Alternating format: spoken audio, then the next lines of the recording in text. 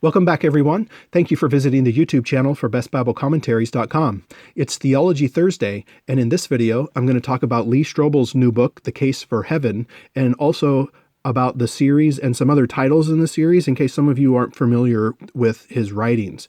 Before I do that, I invite you to subscribe to the channel, like the video by clicking the thumbs up button, and feel free to leave a comment or ask a question down below. Last week I was struggling with a little bit of a cold, and I'm better now. Thank you, by the way, for those who sent well wishes and prayed for me. Appreciate those comments a lot. And so for a couple of days I was mostly just laying down, so I decided to work my way through Lee Strobel's latest release, The Case for Heaven. It's part of a series and where all the books are titled similarly: The Case for a Creator, The Case for the Real Jesus, and by the case for, it means making a defense for that particular topic. He's building a case. He's making a case for the truth of the validity of whatever topic that he's writing about from a biblical perspective. The first two books in this series are probably the most well-known. This is one of them, The Case for Faith. The book that started the series is The Case for Christ, and that maybe came out, I don't know, maybe 20 years ago or so. Maybe longer than that now. But a few years ago, Lee Strobel's testimony was made into a movie. So if you've never read this series, you're not sure who Lee Strobel is, that might be a really good place to start. If I remember correctly, the movie's title is just simply The Case for Christ. It's the title of the first book, but it tells about Lee Strobel's testimony. So if you're new to him, I would suggest maybe watch the movie and then start with The Case for Christ. But really, you could dive into any of these case books that you're interested in. Besides the ones that I've already mentioned, there's a Case for Miracles. I haven't read that one yet. And a Case for Grace. I haven't read that one yet either. There might be a few other titles that I'm missing, but they're all introductory level apologetics or defending the faith. They're great to help strengthen the faith of a believer, and they're great to hand out to skeptics and non-believers as well. So just a little bit about Lee Strobel. He used to be an investigative reporter for the Chicago Tribune. And so what the movie shows is his story of how he investigated the claims of Christianity. I think, if I remember correctly, I think it's like a 2-year period where he studied and he analyzed and he investigated the claims of Christ. And the conclusion of his investigation was that Christianity is true and the teachings of Christ are true. And so that story is more, his testimony is found more in The Case for Christ, and then the second one, The Case for Faith. So I'm showing you some of the titles that I like in the series. I'll get to the new one in just a moment. Case for a Creator.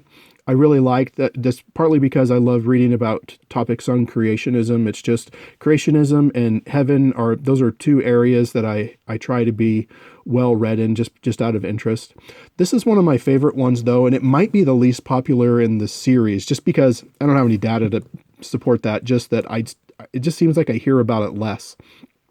Who Lee Strobel is arguing against in this book is more the liberal and skeptical academics that make claims about Christ that are unbiblical. So, for example, some of you might know the name Bart Ehrman and some of his claims about the New Testament and his claims about Jesus. Well, that's one of the people that Strobel argues against in this book, The Real Jesus, or The Case for the Real Jesus. So it's probably because those are topics I'm familiar with just in the area of Christian academics, and I just like that Lee Strobel's treatment of it. So what he does with every chapter is he goes and he interviews an expert on whatever the subject matter of that chapter is. And he doesn't just print the interview, but he kind of narrates the conversation in a way where you get Lee Strobel's thoughts as he's thinking through the topic, and you get the thoughts of the expert, whoever he's talking to. So that's the same format for his newest release, The Case for Heaven. I think this came out about a month ago. Like I said, I do like reading books about heaven. And this is, I'm still thinking this one through. So I just finished it a few days ago. I'm trying to think if this would be on my favorites list. If you like the series, which I do, I would recommend reading this book for sure. I definitely don't have any regrets. But is it going to be one of my favorites in the series? I'm not sure. It's an interesting topic to try and defend.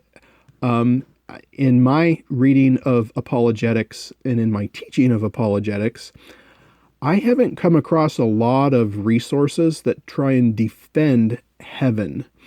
And to that point, and I'll get into this a little bit more, but I think maybe the title, it might be Lee Strobel, it might be the publisher, I don't know. But to me, after I got done with it, I said, I don't know if The Case for Heaven is the most precise title. I think I might call it instead The Case for Immortality. But, that probably wouldn't sell as many books. So that's maybe why I'm not in publishing. But I think The Case for Immortality or The Case for Life After Death, that might be a little bit more precise as far as the content of the chapters are concerned. The subtitle is A Journalist Investigates Evidence for Life After Death. There are chapters on, there are chapters on heaven in this book. They tend to be a little bit more descriptive than apologetic. So let me just walk you through some of Lee Strobel's approach in this book. Chapter 1 is the quest for immortality, and I do think that fits an apologetic approach. The subtitle is Our Frantic Efforts to Outlive Ourselves. And I thought he did a really good job of showing, just giving examples of different places in society where non-Christians and unbelievers are, in essence, trying to live forever.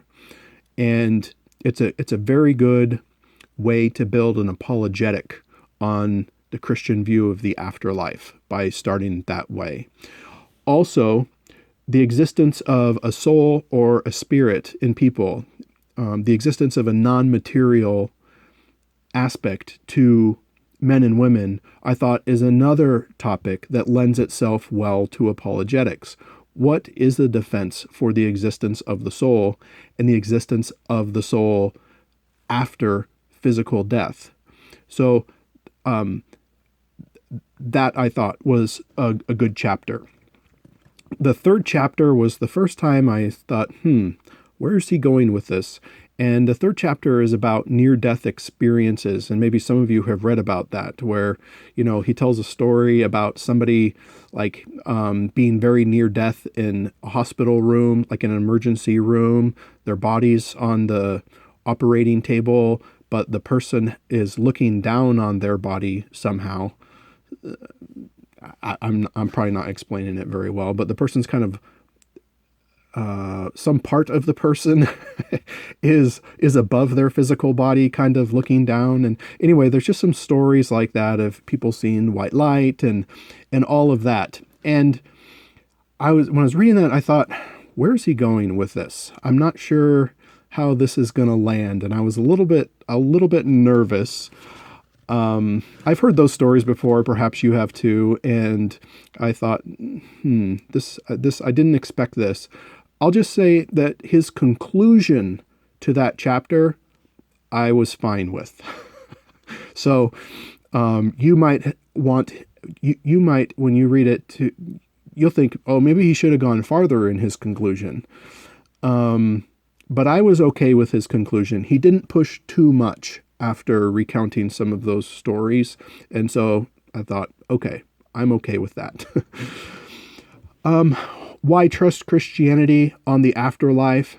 That chapter was more about a biblical worldview and defending a biblical worldview, not necessarily defending the nature of heaven, but defending Christianity's concept of the afterlife against the concept of the afterlife found in other religions and belief systems. The next two chapters are about heaven. The chapter 5 is a little bit more of a descriptive chapter on heaven, and then chapter 6 is about questions for heaven. So he's asking a scholar, who was it? Scott McKnight, who has written commentaries for those who follow the commentary world. was it Scott McKnight? I think it was Scott McKnight. He asked him, I think it was like 10 questions about heaven. So some of the answers are definitely debatable. So just so you know that. Chapter 7 or 8 and 8 are about hell. So again, it doesn't exactly fit the title of the book. Not way outside the scope of the title, but not exactly the title. It fits more a description of the case for life after death or something like that. But anyway, the chapter 7 is the logic of hell, and then chapter 8 is escape from hell. And chapter 8, that's interesting. It's called Escape for Hell. I didn't remember that, but it's more about talking about the different views on hell. The traditional eternal punishment, eternal conscious torment view, as it's usually called, versus the annihilationism view, and the universalism view. So chapter 9 is about reincarnation. What is the evidence against reincarnation in this case? Why should we not believe reincarnation? And then chapter 10 is called On the Edge of Eternity, Facing Death with an Eye on Heaven. So the book ends, so those 10 chapters end about 220, it's about 220 pages. And this is something that's a little bit of a pet peeve of mine. You have about 300 pages of what's usually called in the publishing industry and what authors usually call filler. And, you know, I, on the fence about these kind of things. You know, there's what happens after we die, that question, or that's about 3 pages. Scripture speaks, some of my favorite verses dealing with heaven. My preference is always to include verses in the content so that we know that the subject matter is coming from Scripture or interacting with Scripture, rather than putting 6 pages, a list of verses at the end of the chapter. That's just my personal preference. There's a discussion guide that's about 15 pages, and then there's more just acknowledgments, notes, and index. So really the content of the book is about 220 pages. So it leaves this amount right here as more just kind of filler. So, you know, not my preference, but it is nice to have another book in the series, but I felt like some of it was thinking, you know, what else could we put in here on this subject? I'm not sure if we have a complete book here. So let's talk about some of these other kind of side topics related to this issue. I think, again, a case for the afterlife or the case for immortality might have provided a little bit more meat to this particular project, but it might have been going beyond the usual target audience of Lee Strobel books. Because when I read about books like Defending the Existence of a Soul, it's usually like mid-level philosophy. Those are the books that I have on the topic anyway. So maybe that's the case. But nevertheless, I'm glad I read the book. I recommend you read the book if you're into this series, or it sounds like an interesting project. I don't know if it'll be one of my favorites in the series, but it is just nice to have another topic in this series. So thanks for watching. I'll see you next time.